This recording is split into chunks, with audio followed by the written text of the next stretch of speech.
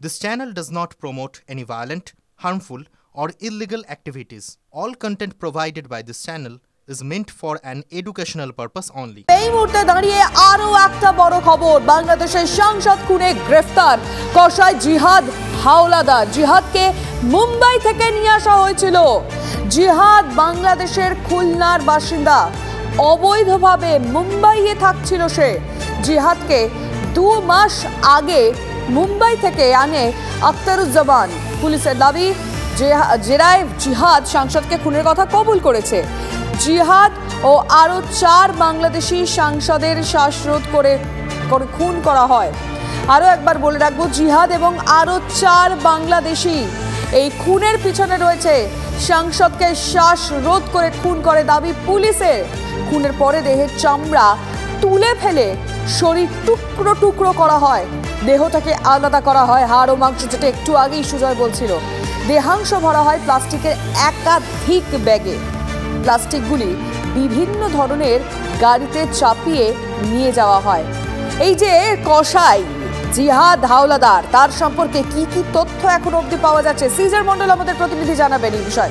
Caesar, দেখো, জিহাদ হাওলাদার সম্পর্কে যেটা জানা যাচ্ছে, জিহাদ হাওলাদার হচ্ছে অনুপ্রবেশকারী একজন বাংলাদেশি, অর্থাৎ চোরাপথে সে ভারতে আসে এবং মুম্বাইতে সে কাজ করত এবং সেখানে মূলত কসাইয়ের কাজ করত। এই আখতারুজ্জামান এই গোটা ঘটনা হচ্ছে মাস্টার মাইন্ড। সে এই জিহাদকে 2 মাস আগে মুম্বাই থেকে কলকাতায় আনে। কলকাতায় আনার পরে গত 7 তারিখ থেকে এই ফ্ল্যাটে এসেছিল এবং জিহাদের সঙ্গে সিয়াম বলে আরেকজন ছিল। এরা দুজন মূলত ওই দেহ আমানুল্লাহর নির্দেশ মতো খুনের পর কার্যত কুচি কুচি কিমা বানিয়ে ফেলে।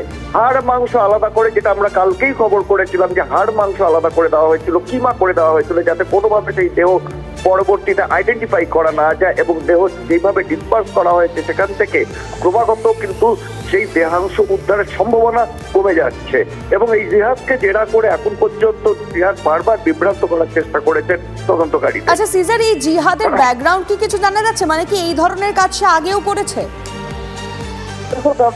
এই যে কাজ, এই যে খুনের সঙ্গে যারা যুক্ত রয়েছে প্রত্যেকেরই কিছু না কিছু অপরাধের খতিয়ান, অতীত অপরাধের খতিয়ান রয়েছে।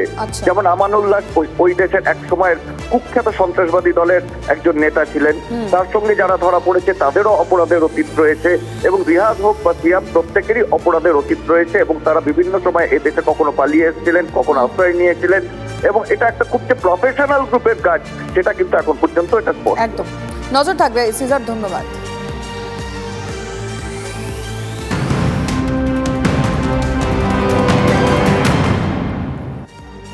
বাংলাদেশের সাংসদ খুন, দেহের খোঁজে তদন্তকারীরা।